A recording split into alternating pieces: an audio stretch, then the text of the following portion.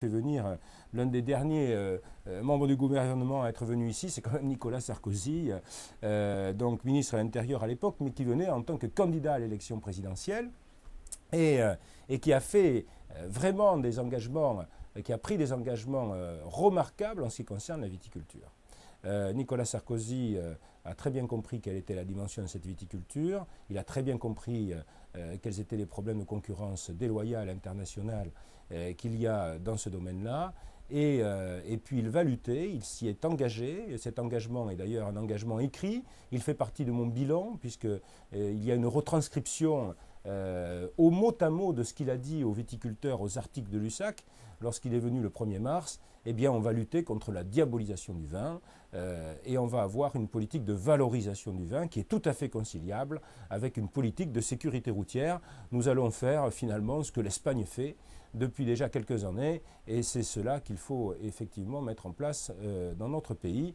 Et je me battrai là-dessus, je me suis beaucoup battu, vous pourrez le voir dans ce bilan que j'ai fait, et je me battrai et je m'engage là-dessus, notamment par exemple l'une de mes premières actions sera de supprimer ce pictogramme, ce message d'alerte qu'il y a sur nos bouteilles de vin français où on dit que c'est dangereux pour les femmes enceintes. Ça fait partie de cette diabolisation, il faut y revenir dessus, c'est absolument indispensable. Alors beaucoup de sujets locaux, l'hôpital de Libourne, où j'ai fait quand même en sorte que 3,6 millions d'euros soient débloqués pour l'hôpital de Libourne, alors que je n'ai aucun pouvoir institutionnel sur l'hôpital. Je ne suis pas, à la différence du maire de Libourne, président du conseil d'administration de cet hôpital.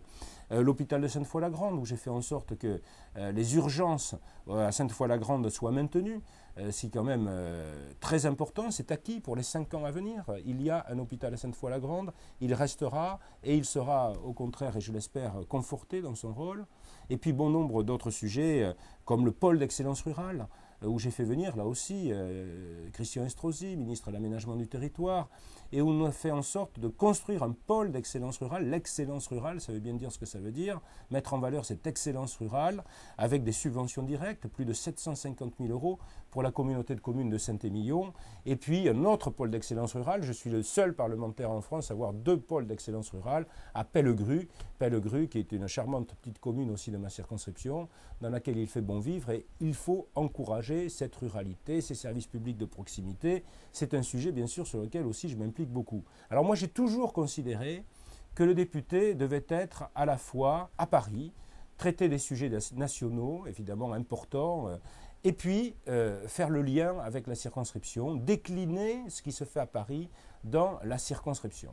Et je n'ai jamais perdu cela de vue, à la différence d'ailleurs de certains autres candidats qui se présentent à cette élection, où on voit des professions de foi qui sont des professions de foi uniquement locales, des professions de foi, entre guillemets, sans aucun effet péjoratif, de conseiller général. Il ne faut pas se tromper d'élection.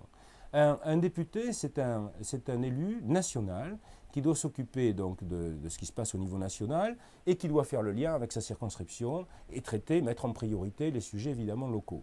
Et puis, les élections qui arrivent sont des élections, donc les élections des 10 et 17 juin sont des élections très importantes, bien sûr, pour l'avenir de notre pays. Je me suis toujours inscrit en lien avec des engagements que j'ai pris. J'ai toujours parlé vrai, je me suis toujours considéré comme étant investi effectivement d'une fonction dans laquelle c'est moi qui m'implique. Bon. Et je ne triche pas, et je dis les choses telles que je les pense, et je fais ensuite ce que je dis.